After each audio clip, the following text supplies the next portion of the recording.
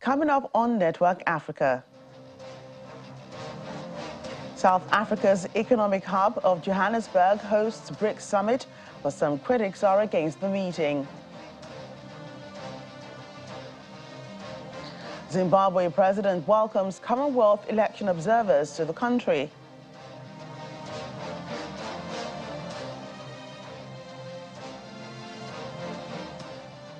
And 38 survivors of the Cape Verde boat tragedy return to the Senegalese capital of Dakar.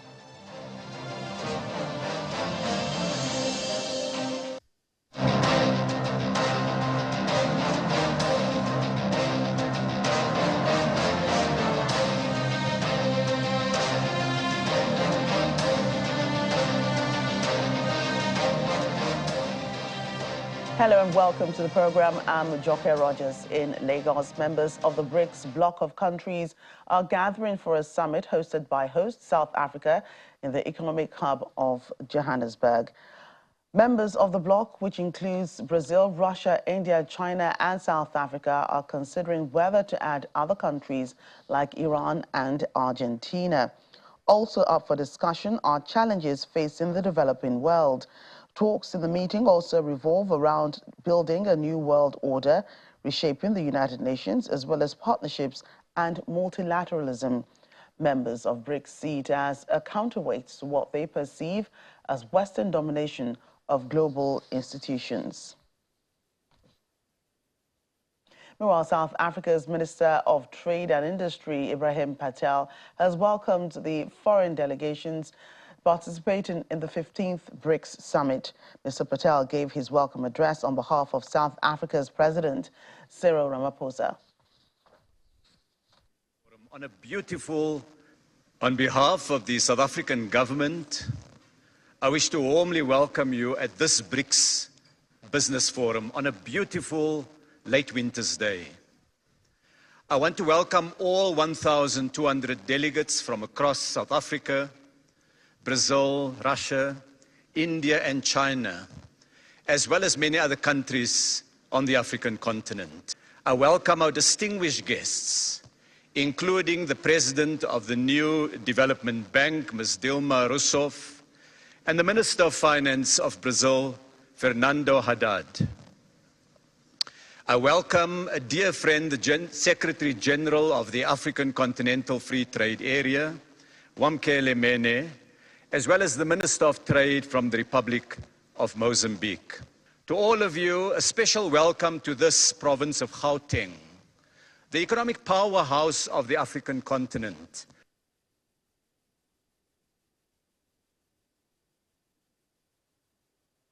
And while most of Johannesburg is filled with a welcoming atmosphere for the 15th BRICS Summit, not everyone shares the same excitement or sentiment. A group said to be critics of Russia's war in Ukraine is protesting against the summit of the BRICS nations in Johannesburg, especially with Russia being a member. The demonstrators, including some from rights group Amnesty International's local chapter, have been gathering and waving banners. Russia's President Vladimir Putin is represented at the BRICS meeting by the Foreign Minister Sergei Lavrov.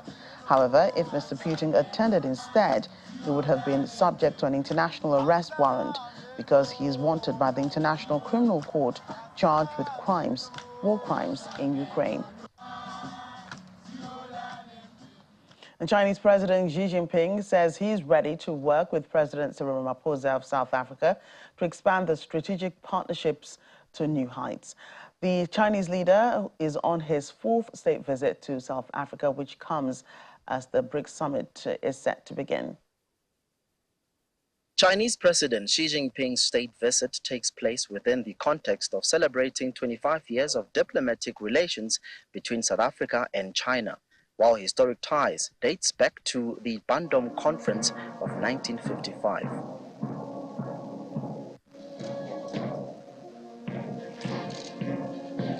After a brief welcome ceremony hosted by Ramaphosa, both leaders held a private meeting followed by a signing ceremony and press conference.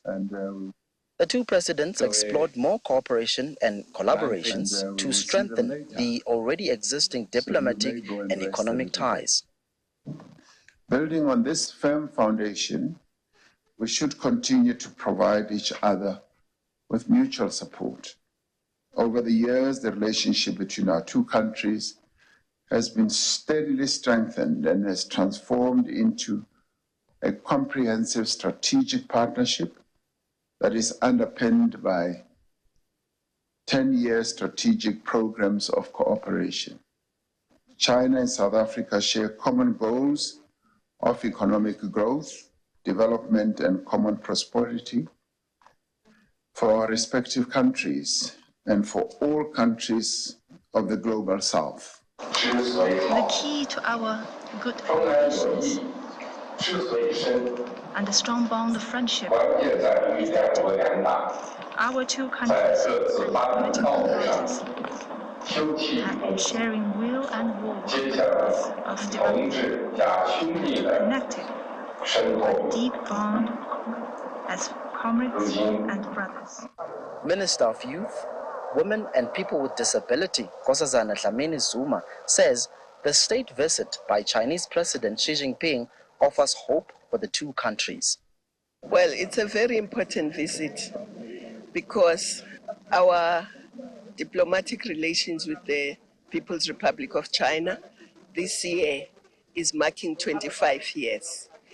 And if we look back to 98, when we started, a lot has been achieved. And those relations have been going stronger, but they still need to grow stronger, especially on the economic cooperation. So this really is very important for us. According to the South African Revenue Service, China is South Africa's largest trading partner. It accounts for 9.4% of South Africa's exports and 20.2% of South Africa's imports. The two nations will be looking at expanding the BRIC bloc at the 15th BRICS Summit in Johannesburg. From Pretoria, South Africa, Innocent Simos, Channels Television News. Let's get more. Our South Africa Bureau Chief Betty Dibia joins us now for more. Hello, Betty. Hello, Joseph. Right, so bring us up to speed on the major highlights and agenda of the BRICS Summit. All right. Today, we're supposed to have, you saw Minister Ibrahim Patel, the Trade Minister, welcoming them to the Business Forum. The leaders were expected to address that part, the BRICS Business Forum Leaders Dialogue. I'm sure they still will, but they're running a bit behind. After that, there's a leaders retreat and welcoming dinner. I don't know if they swapped it, but the Business Forum, as you've seen, has already started. Now, there will be a closed plenary on Wednesday when the leaders will talk about various issues, including global developments, including the issue of the expansion, or likely or not, of the body BRICS. You have a number of countries that have applied, and you have a number of countries that have raised issues with them applying or trying to be part of it. You also have those who have shown interest, not necessarily in joining, but in being part of the new development bank. And they will also discuss the issue of trading in local currencies, not the dollar. There will be an open plenary as well on Wednesday. By Thursday, by then they would have concluded their own agenda. They will have what they call the BRICS Plus dialogue, where you have all the other countries, including Nigeria. Our vice president arrived last night to be part of it. He will probably, or he will likely address the body of the gathering on Thursday. Everything will be concluded by Thursday. Along the lines, we expect bilateral meetings. Many have are hoped, that they will happen, like the issue of China and India fighting over their border. Probably will be addressed. It's not been confirmed, but it's not been ruled out. Nigeria too has a number of bilateral meetings lined up, nothing concluded yet. So the meeting will be as much networking as others. We understand the UN Secretary General will be here. There's the meeting with the new development bank. You heard him talking about Ms. Dilma Rousseff, the new development bank of BRICS. They will hear from her as well. Among other things, they will have a security report as well from the minister in the South African presidency. So there are lots and lots of meetings lined up. And of course, South Africa has a chance to show off a lot of cultural things as well. They will be treated to that. Right, I do like that BRICS Plus, a lot of countries joining to also, talk about a lot of issues, but I also understand that many countries are lined up or are lobbying to be a part of the BRICS group, Brazil, Russia, India, China, and South Africa, that makes up BRICS. I mean, yes. So is this going to pan out if they do allow them? Do you think they will consider? Well, they will have a stronger body, according to some people, if and quite a number of them, over 40 countries from the global south, to probably counter, as the Minister for International Relations from South Africa said, is not necessarily an anti-West agenda, but it is to make room for a multipolar world order, to provide alternatives and make it a bit more democratic, more people to participate and make decisions regarding global issues and the way it affects them. So over 40 countries lined up to join or showing interest. That says a lot. But some people are worried too about China being the America in this setting, being more dominant than others. And China has been quite active and quite vocal regarding this meeting. Some have allayed the fears, but they just want to provide an alternative. Maybe that will help global politics, for the smaller players in the global bodies as well. Right, and we did see a group of protesters just a few minutes ago in Johannesburg. Not everybody is quite welcoming of the delegates, maybe not just the delegates, but because of, the war between Russia and Ukraine, and Russia being, one of the members of the initial the BRICS group itself. So can you give us some an insight into their point of view? What are they fighting over? We do know that President Ramaphosa is silent on, he's a bit lackluster about whether he's supporting Russia or not. And we do know that there's an arrest warrant already, waiting for Vladimir Putin if he does step onto South African soil. So let's get a feel of what's going on. All right. That protest was organized this morning by Amnesty International South Africa and Helen Suzman Foundation, but we didn't see them when we got there. And then the pro-Ukraine body, a pro-Ukraine body. They're calling on the African leaders who are there not to look the other way, to put pressure on Russia. The Russian president is not here, the foreign minister is, but he's going to be delivering he's going to participate virtually. Only the opening speeches that they've given them, 5 and 10 minutes, will he present a pre-recorded message. So he's very much part of this. Foreign Minister Lavrov arrived as well. All the other leaders are here. Anyway, that protest was for the African leaders not to look the other way. We spoke to a few of them, to not look the other way, to put pressure on, or not to stand on the sidelines, to ensure that peace, reigns supreme, not to take the stance. But if you look, it's not just South Africa being not silent, but calling for dialogue. Many of the countries within BRICS as well. I mean, look at the role of China trying to present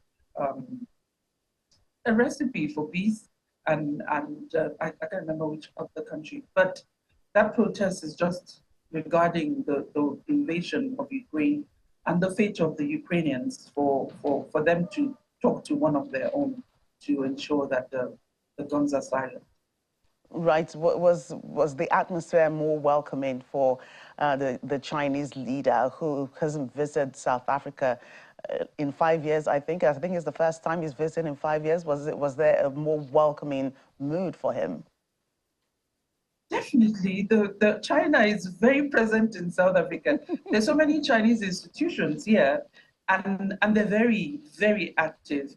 participating in every event, participating, if it's Mandela Day, they're out there. So the Chinese agenda, Chinese narrative is very active and very loud. At the OR Tambo airport, you have this huge, you would think it's China that is hosting this summit, the huge banner, welcoming people for the summit. But generally, the institutions, they're sponsoring a lot of things.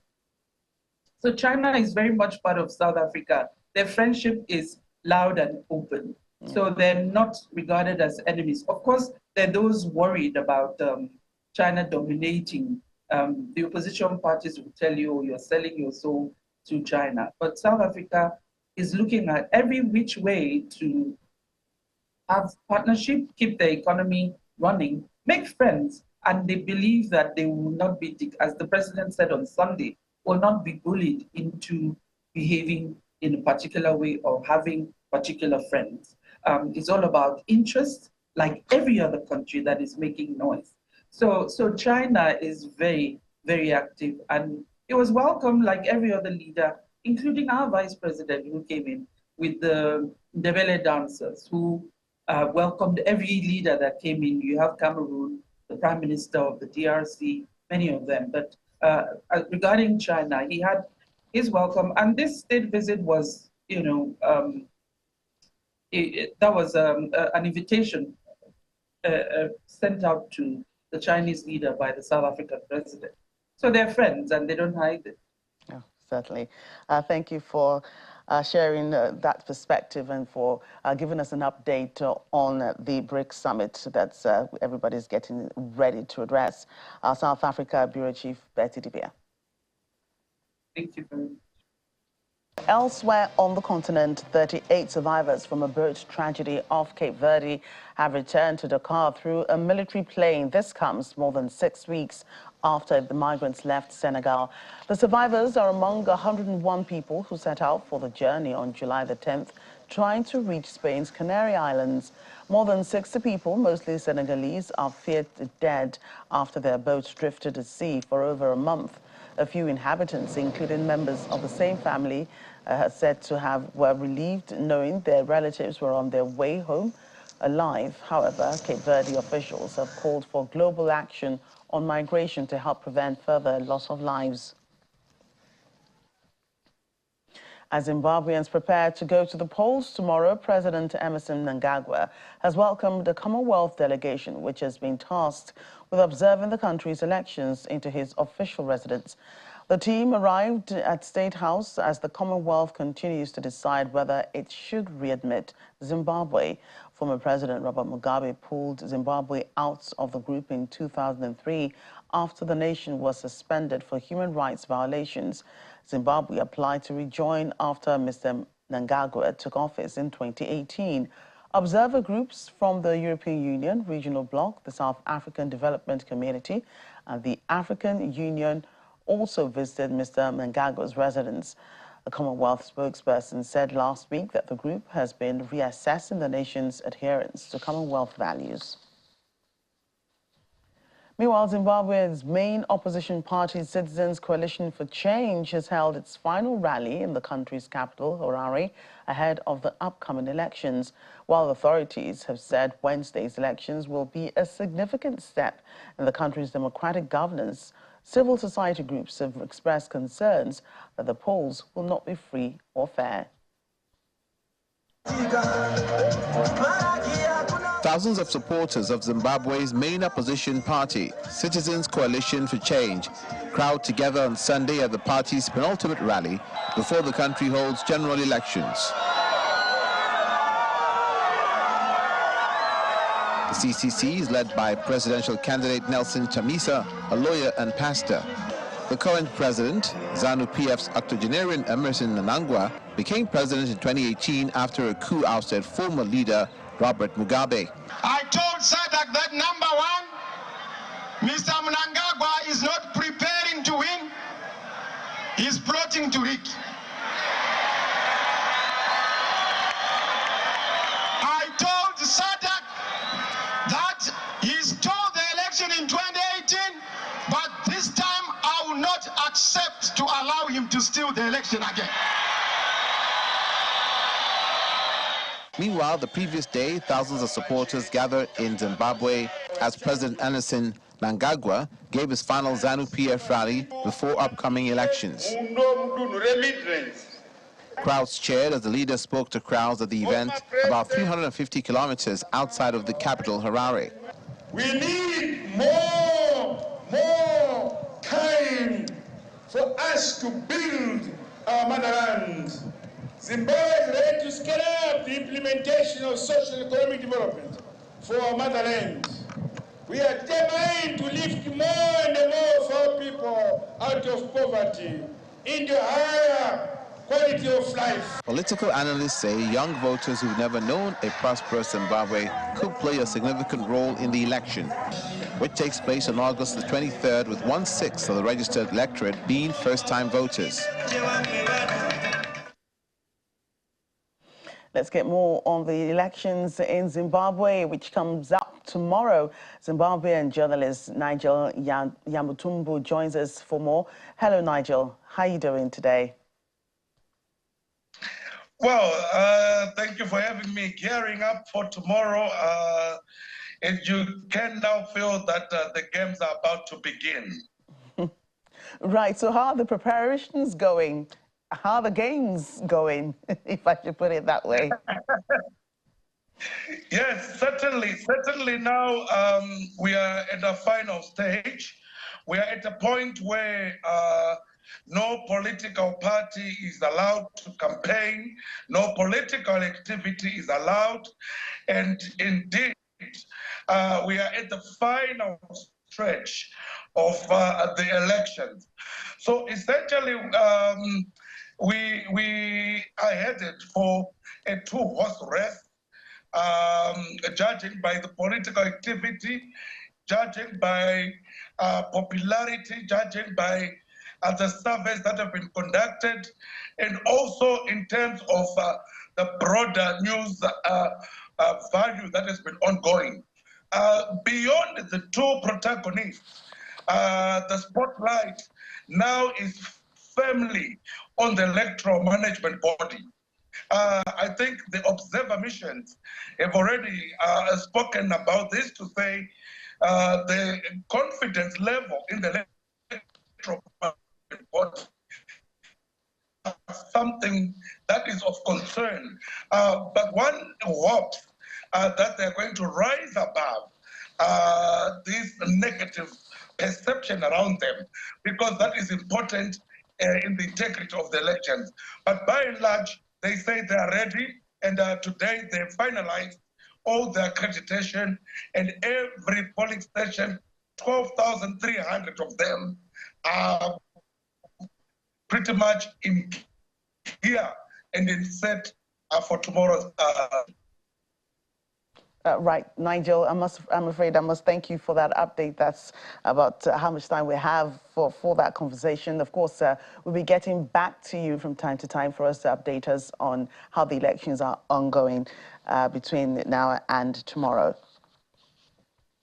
Okay, sure, thank you. Let's move on to other stories now. The African Union says it has suspended Niger until civilian rule in the country is restored, and would assess the implications of any armed intervention in the troubled Sahel nation. The Peace and Security Council requests the AU Commission to undertake an assessment of the economic, social and security implications of deploying a standby force in Niger and report back to Council following strong differences on the matter.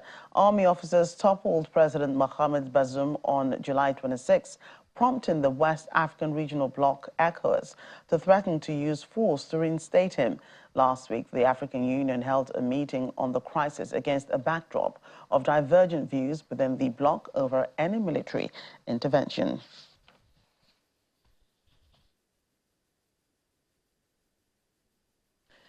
And finally, on the program, the UN mission in South Sudan, UNMISS, has constructed a new police post with extra facilities in Mangala in South Sudan. Though it's a quick impact projects program, the three-door structure near the banks of the River Nile has a detention cell, an office for the main police commander in the area, and a reporting desk where crimes are recorded.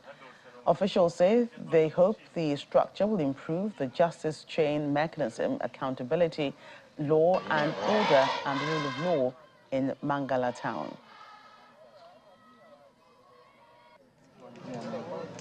This project is actually embraces the protection of civilians' mandate in terms of contributing to a protective environment, as well as good governance in terms of bringing the law and order and local authorities and government authorities and the services that they provide to communities closer, especially communities where we have a lot of IDP settings, as well as also in terms of supporting humanitarian assistance.